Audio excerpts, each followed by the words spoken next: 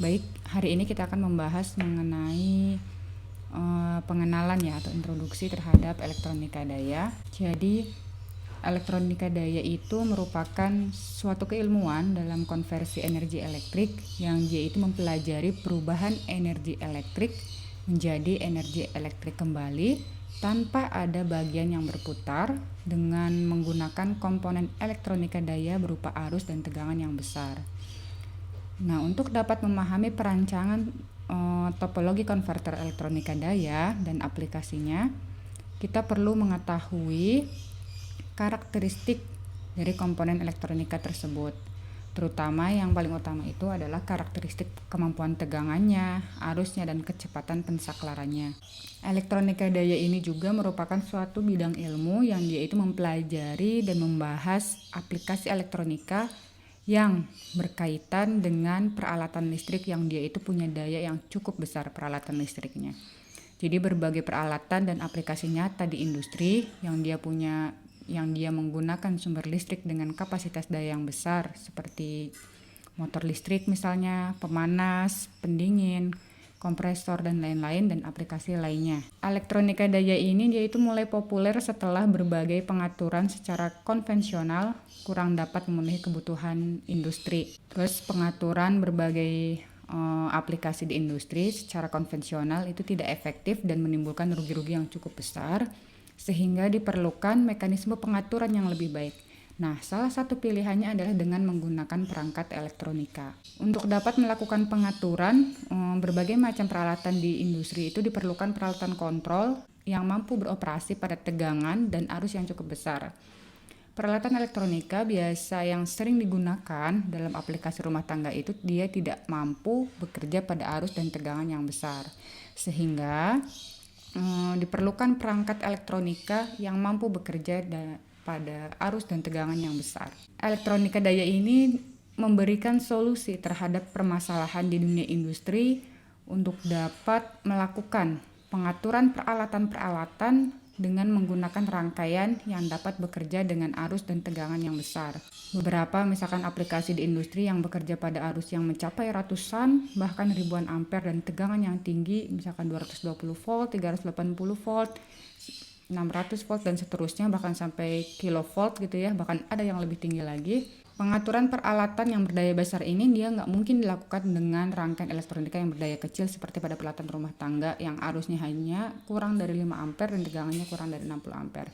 Jadi mengapa peralatan elektronika daya itu dibutuhkan ya itu hadirnya dia itu sebagai solusi terhadap permasalahan dunia industri untuk dapat melakukan pengaturan peralatan-peralatan dengan menggunakan rangkaian yang dapat bekerja pada arus dan tegangan yang besar. Beberapa ruang lingkup elektronika daya ini mencakup berbagai bidang ilmu, yaitu mendasari perkembangan ilmu ini. Jadi beberapa bidang ilmu yang terkait dengan elektronika daya itu misalnya adalah elektronika di sini yang mencakup peralatan dan rangkaian elektronik.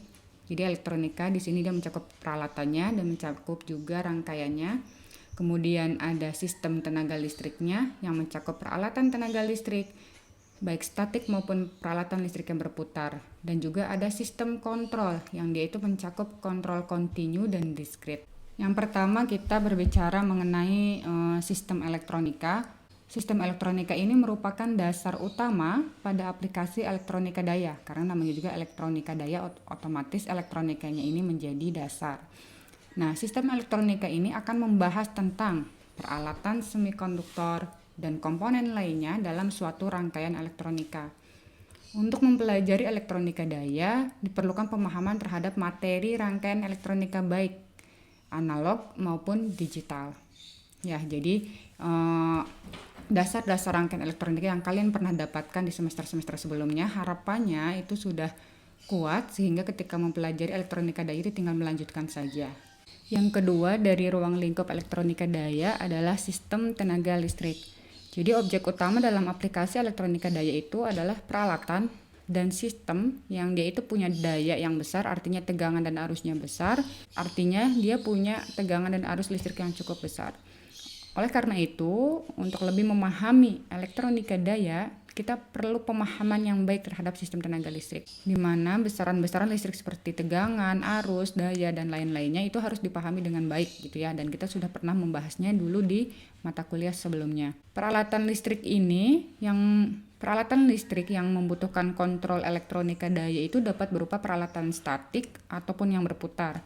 Peralatan statik itu misalnya trafo, kalau misalkan peralatan berputar itu misalkan motor listrik. Jadi intinya aplikasi elektronika daya ini dia akan berkaitan erat dengan permasalahan-permasalahan dalam sistem tenaga listrik. Ruang lingkup yang ketiga yaitu sistem kontrol. Aplikasi elektronika daya yaitu pada umumnya untuk melakukan pengontrolan aplikasi di industri. Nah, oleh karena itu diperlukan pemahaman yang baik terhadap tekniknya dan sistem kontrolnya dari berbagai peralatan yang kita gunakan di industri. Jadi aplikasi elektronika daya itu kan sangat cocok untuk peralatan listrik yang berdaya besar, di mana seperti yang kita tahu di industri pun dia punya daya yang besar kan. Jadi hadirnya elektronika daya ini memang menjadi solusi gitu, terutama di dunia industri. Jadi sistem kontrol itu ada dua, yang pertama itu kontrol kontinu dan kontrol diskrit. Kontrol kontinu itu biasanya disebut dengan istilah kontrol proses, yang dia itu digunakan untuk mengontrol proses produksi yang berlangsung secara kontinu, misalkan di industri minyak, gas, pembangkit listrik, distribusi, dan lain sebagainya.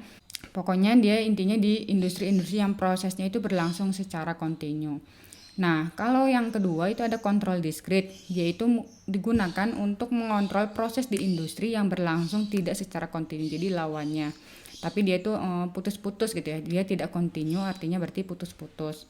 Nah, contohnya itu misalkan perakitan kendaraan, itu kan kita nggak kontinu ya, dia terputus, tergantung bagian-bagian mana yang kita kerjakan terlebih dahulu. Contoh pengaturan yang paling sering ditemui itu adalah pengaturan kecepatan putar motor listrik, pengaturan torsi motor listrik, pengaturan kecepatan aliran minyak, gas, dan lain sebagainya. Jadi nanti pengaturan yang dilakukan itu menggunakan dengan cara memanipulasi besaran-besaran listrik seperti tegangan dan frekuensinya. Kemudian pengaturan dilakukan melalui perubahan listrik, misalkan dari AC ke DC, dari AC ke AC, DC ke DC, maupun dari DC ke AC.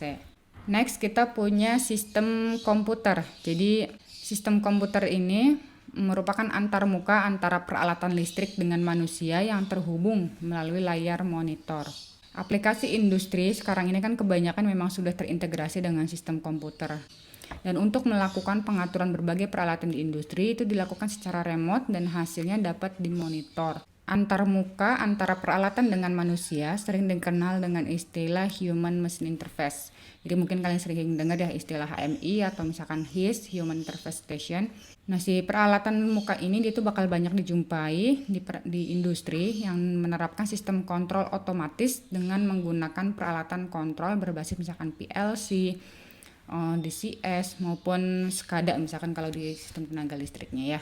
Selanjutnya kita akan sedikit membahas mengenai karakteristik elektronika daya. Elektronika daya itu kan kita definisikan sebagai sebuah aplikasi elektronika yang menitikberatkan pada pengaturan peralatan listrik yang dia punya daya besar.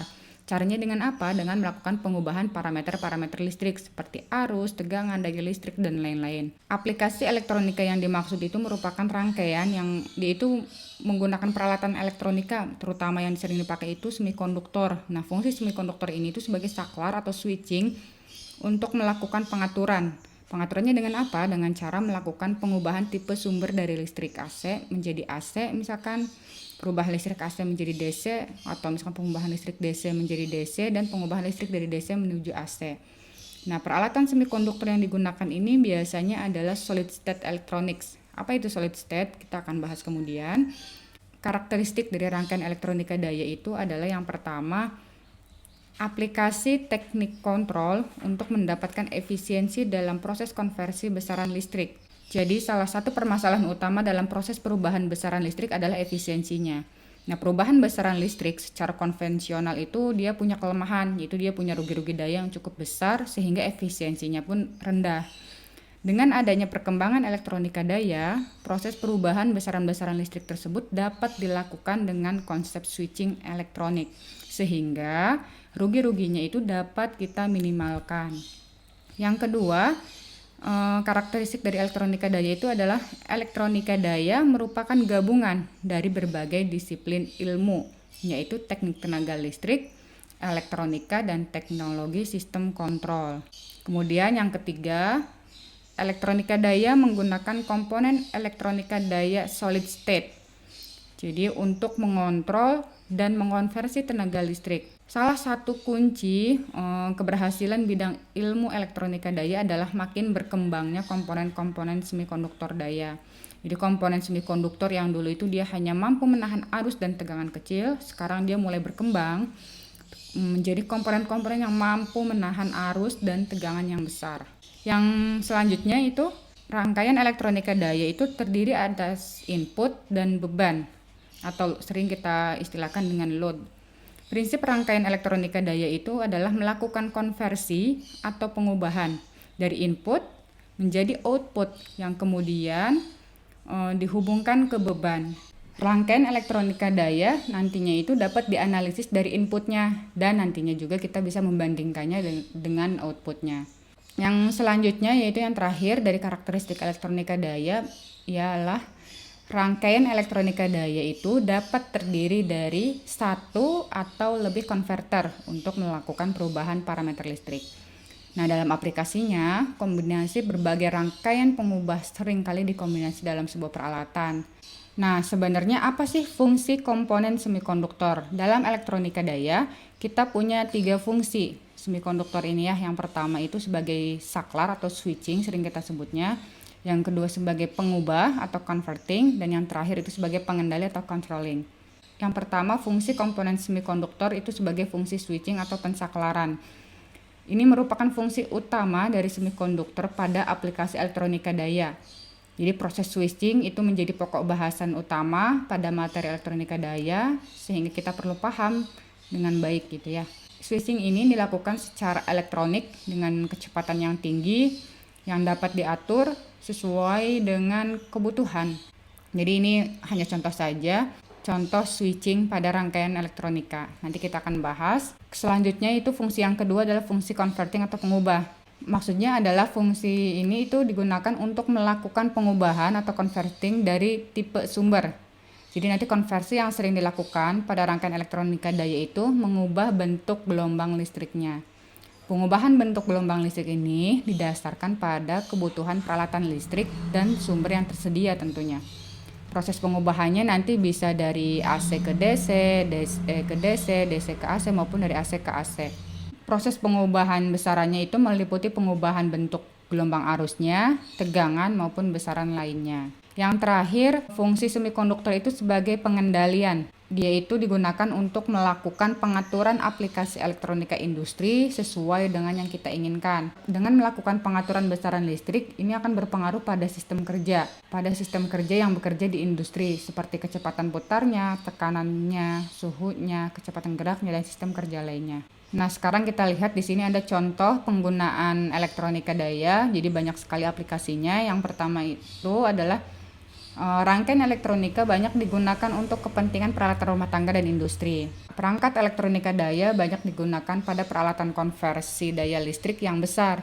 Contohnya misalkan saluran transmisi daya listrik, jaringan distribusi daya listrik, pengaturan motor, dan lain-lain seperti yang kita lihat contohnya di slide ya.